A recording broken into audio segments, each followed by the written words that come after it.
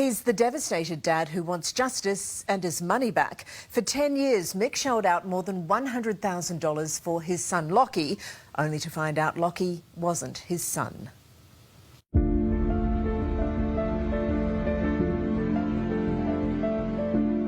don't know how many people in this world have gone through this, but how do you lose someone twice? Lockie was taking part in routine drills with his teammates when suddenly he collapsed. You uncover a misattribute of paternity. It's like a bomb goes off. Why did you take child support payments for a decade when you knew he might not be the father? I didn't know.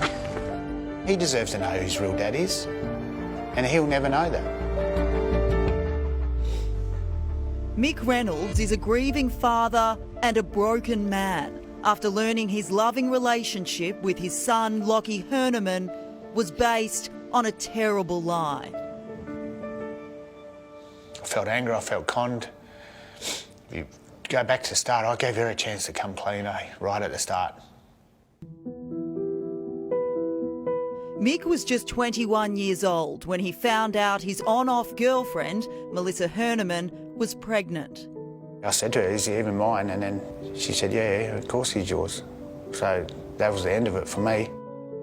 Mick wasn't ready to be a dad, but learnt quickly, and Lockie became the apple of his eye. Yeah, he was the most caring kid. I'd do anything for anyone. Everyone loved him, mate. Mick stayed in the family home with Mel and Lockie for as long as he could. I always put him first in that situation. I thought, well, we've got to do the right thing for Lockie. When Lockie was 7, Mick felt comfortable leaving and sharing custody with Mel. Mick claims he paid for Lockie's expenses when he was with him and also paid money to Mel to support Lockie for 10.5 years. $400 a fortnight into Mel's account. I did that from when I moved out at the end of 2005 until the day he turned 18. How much did that work out to be that you'd contributed to Mel's bank account? Just short of 110 grand.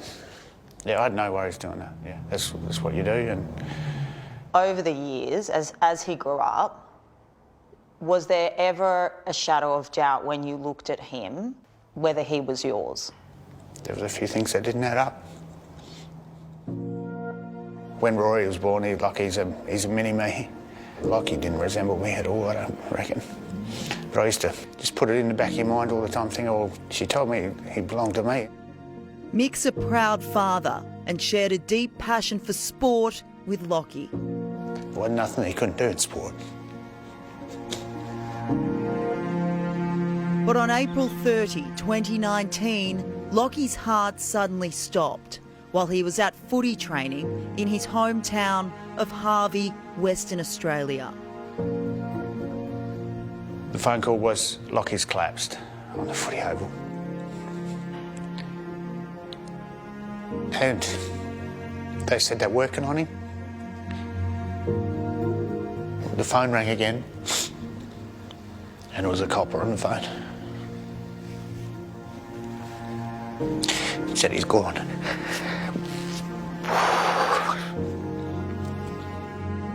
The 20-year-old's death shattered the small community, but no one more so than his parents, Mick and Mel. When it's actually your son, you're not meant to bury your son. They're supposed to bury you. A final lap of honour. Lockie was so popular, his funeral was covered by local news. Today, to say goodbye is the hardest thing I've ever had to do. You ended every conversation with, I love you, Dad.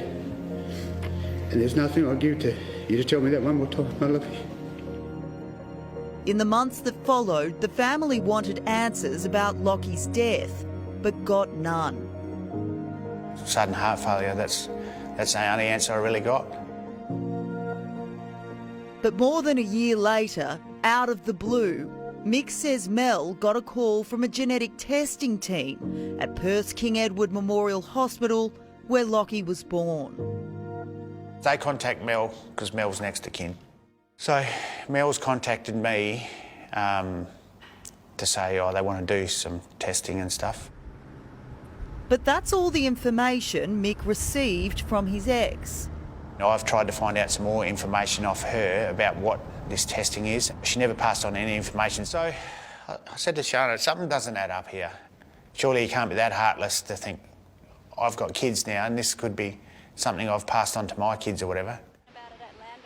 So Mick's partner, Shana Timmer, got to work. I just Googled genetic testing WA and I emailed people, I would ring people. Months passed with no luck until finally a breakthrough. So just by fluke, I went back to the drawing board in WA and I found King Eddie's. Desperate for answers, Mick got in touch with the hospital. She said out of every 5 unexplained deaths, through genetic testing, 1 in 5 can be solved. Mick got tested and told he's fine, so he turned his attention to Mel.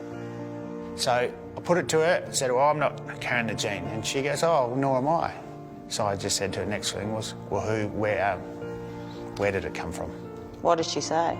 She just went all quiet, and then on the phone, didn't she? Like she just, and then Hung up pretty quickly. Hung up pretty quick, and then that's when the text messages started. In a text message to Mick, Mel confessed her big lie, that Lockie's paternity was always in doubt. I'm sorry I couldn't talk. I froze both times you rang. It's the week leading up to our son's birthday. I just want to let you know that there was one other person, one time, one only. Yes, you could have the test and we find that you are not the biological father, but you are and always will be his dad. I know I should have said something at the time, but I know I made a mistake and I knew that you were going to be a good dad. You've raised this child for 20 years and in one text message, she finally admits the paternity was in doubt. What was that feeling? I lost someone twice. It's bad enough to lose someone once, let alone twice. And she goes, oh, I made the decision for you to be the dad. You don't make those decisions. You know, like, you don't go in a lineup and think, oh, yeah, I'll pick him. Mick hit rock bottom, but needed closure in the form of a paternity test. But to do that, Mel had to sign off on Lockie's DNA being released by the WA coroner. Mick, as the biological father on his birth certificate, had no rights to Lockie's DNA. We weren't able to get any sample of his DNA for paternity testing unless Mel's full permission was given. Finally, in December last year, Mick learnt the truth, and Shana had the heartbreaking task of reading the results to him. I FaceTimed him and I was the one that had to read out that opening statement, which literally said, Michael Bruce Reynolds, you are not, in capital letters and bold, the biological father of Lachlan Bailey Herneman. There's one question that I've got that every man or any person wants to know. Who is the dad? And she wouldn't tell me, don't need to know, all this sort of stuff. But Mick eventually got a name and called the man he's told is Lockie's biological father. I spoke to him for, I don't know, probably 10 minutes, maybe. And I did all the talking. All he said was, yep. And at the end of it, he said, appreciate your call. And never heard or seen of him since. Lockie was a fit young man when his heart suddenly stopped while training here. His parents still don't know why that happened, because Mick and Mel were both given the all clear by genetic testing teams. But his biological father may hold the clue to his death. And what's more, he could have children of his own who are potentially ticking time bombs, carrying the same fatal genetics. As hard as this is for me to say, because I don't want to give my boy away, but I said he deserves to know who his real dad is. And he'll never know that. When Mick finally had all the facts, he went to Harvey to get an apology and his money back. There was no compassion, no real apology. And then, I said to her about putting it all right, I said about the money you got off me. And she goes, yeah, turned around and said I should have paid more and all this sort of stuff, like I think. And then I said to her, did you just hear what coming out of your mouth, You've finally admitted that I'm not the dad. You won't tell me who is, but then you still reckon I should have paid more in maintenance. Hi Mel, Hannah from A Current Affair, how are you? I'm sorry to hear about what happened to your son Lockie. I just wanted to talk to you about Mick. He's very upset and he's raised some serious issues. We just want to hear your side of the story. When we approached Mel, she wasn't interested in talking about Mick or the money he gave her over the years. Why did you take child support payments for a decade when you knew he might not be the father? I didn't know. Okay. Are you going to give Mick his money back, Mel? Would you like to apologise to Mick, Mel, for lying to him for more than 20 years? The only reason I want the money back is the principle of it, not the amount.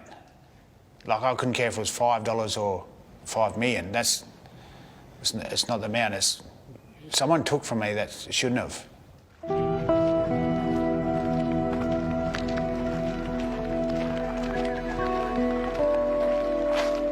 Mick will always consider Lockie his son and still goes to his grave to grieve the loss of his beautiful boy. But now even that could be taken away from him. She's in the process of trying to get the gravestone changed. Changed to what? My name off it.